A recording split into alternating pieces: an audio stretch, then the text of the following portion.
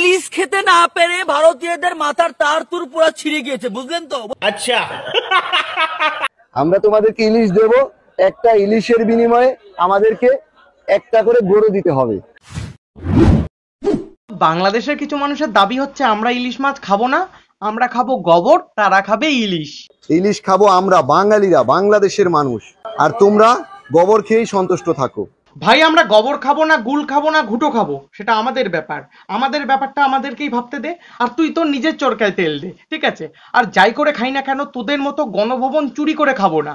মানে দেখলাম তো কিভাবে তোরা চুরি করলি, মানে বিশ্বের শ্রেষ্ঠ চুরি একেই বলে। যদি তোমাদের কাছ থেকে পেঁয়াজ আমরা না কিনতাম না, তাহলে তোমাদের লেংটি খুলে যেত। দেখ ভাই, কাদের লেংটি আছে আর কাদের লেংটি খুলে গেছে বাংলাদেশের মানুষ কিন্তু হারে হারে বুঝতে পারছে। মানে 60 টাকার পেঁয়াজ খাচ্ছে 120 টাকা দিয়ে, মানে ডবল। আর আমাদের এখানে পেঁয়াজের দাম জানিস কত? 20 থেকে 30 টাকা কিলো। মানে পাগলা খাবি কি, ঝাঁজে মরে যাবি, ঠিক আছে? অবশেষে পেঁয়াজের মূল্য বেড়ে গেল বাংলাদেশে। 60 টাকার পেঁয়াজ এখন দাম হচ্ছে 130 টাকা।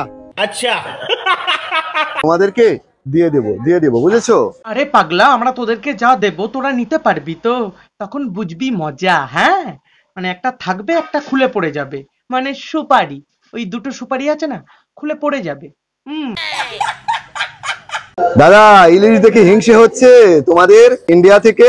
মানে তোদেরকে দেখে হিংসা না, মায়া লাগে। সত্যি খুব মায়া লাগে। মানে 800 থেকে 1200 টাকা কিলো খাচ্ছে এরা কাঁচা লঙ্কা, আর আমাদের এখানে জানিস কত করে কাঁচা লঙ্কার কিলো? 100 থেকে 150 টাকা, খুব বেশি হলে। আর কম থাকলে 80-100 টাকাতেও দিয়ে দেয়, ঠিক আছে?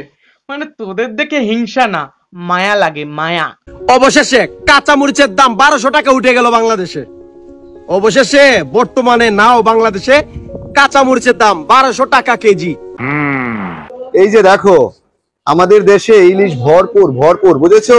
তোদের দেশে ভরপুর, আর আমাদের দেশে কি আকাল পড়েছে নাকি? হ্যাঁ, দীঘা, মন্দারমণি, ডায়মন্ড হারবার সব জায়গায় ইলিশ আর ইলিশ। মানে পশ্চিমবাংলায় যা ইলিশ পাওয়া যায় না, তোদের পুরো গোটা বাংলাদেশটাকে ঢেকে ফেলা যাবে। লাগলে বল, ছোট ছোট 2 পিস পাঠিয়ে দেবো ফ্রিতে, কোনো পয়সা দিতে হবে না। দান করব, দান। আমরা দান করতে খুব ভালোবাসি, বুঝলি? সঠিক বলেছেন। আমাদের জাতীয় মাছ হচ্ছে ইলিশ, আর তোমাদের কি? তোমাদের জাতীয় খাদ্য হচ্ছে গোবর, ওটা খেয়েই সন্তুষ্ট থাকো।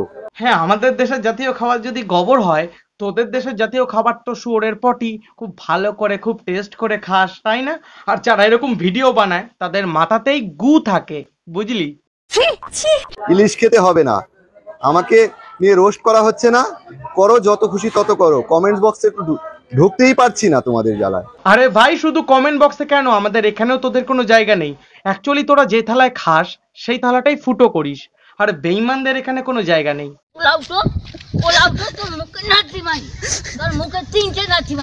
ইন্ডিয়ার সাথে আমাদের কোনো বন্ধুত্ব ছিল না, এখনো নেই, ভবিষ্যতে হওয়ারও কোনো সম্ভাবনা নেই। দেখ, বন্ধু শব্দ কিন্তু তোরা অ্যাড করছিস, আমরা কিন্তু করিনি।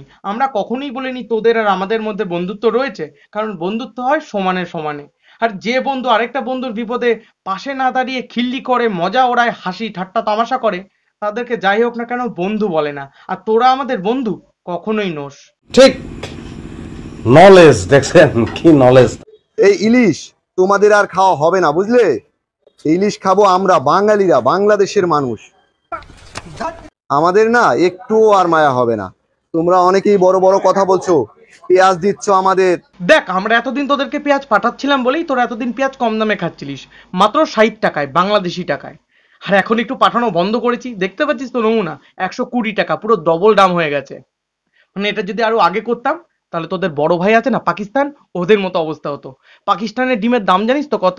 40 টাকা। আর আমাদের এখানে ডিমের দাম জানিস তো কত? মাত্র 5 টাকা। পেঁয়াজ তোমাদের কাছ থেকে আমরা টাকা দিয়ে কিনে আনি, বুঝেছো? এতদিন কিন্তু তোদের কাছ থেকে ফ্রিতে ইলিশ মাছ নিইনি, রীতিমতো চড়া দাম দিয়ে, ভ্যাট দিয়ে, তারপরে কিন্তু নিয়েছি। ফ্রিতে বা মাংনায় আমরা কিছু নিই না, উল্টে ফ্রিতে সবাইকে দান করি। আমরা দান করতে কত ভালোবাসি, তোরা তো জানিস, তাই না? কদিন আগে 10টা রেল ইঞ্জিন গিফট করলাম, ফ্রিতে ভ্যাকসিন দিলাম, কত কিছু দিই। তোদের দেশটাও তো আমাদেরই দেওয়া, তাই না? তাও সত্য। যদি তোমাদের কাছ থেকে পেঁয়াজ আমরা না কিনতাম না, তাহলে তোমাদের লেংটি খুলে যেত, ধুতি হাতে চলে আসতো। দেখ, আমাদের লেংটির দিকে তাকাতে হবে না, আমাদের লেংটি যথেষ্ট ঠিক আছে। তোদের লেংটি, ধুতি, আন্ডার প্যান্ট সব কিন্তু খুলে হাতে চলে এসছে। পৃথিবীর মানুষ জানে তোরা কিরকম। আমি অলরেডি খবর পেয়েছি। ওটার করোনায় থাকতো না, বুঝেছো? তো আমাদের সাথে কখনোই লাগতে আসবে না। আমরা দেশচ্যুত হতে পারি, কিন্তু আমাদের আছে অদম্য সাহস, যে সাহসটা তোমাদের নেই। আরে ভাই তোরা সাহসী না, তোরা চোর। চোর না হলে প্রধানমন্ত্রীর বাড়ি থেকে ওইভাবে চুরি করতে পারে? হাঁস মুরগি গরু থেকে শুরু করে পায়খানার প্যান্ট পর্যন্ত তোরা খুলে নিয়ে চলে এসেছিস। তাহলে ভাবতো তোরা কত বড় চোর। অ্যাকচুয়ালি তোরা চোর না, তোরা হচ্ছিস ডাকাত।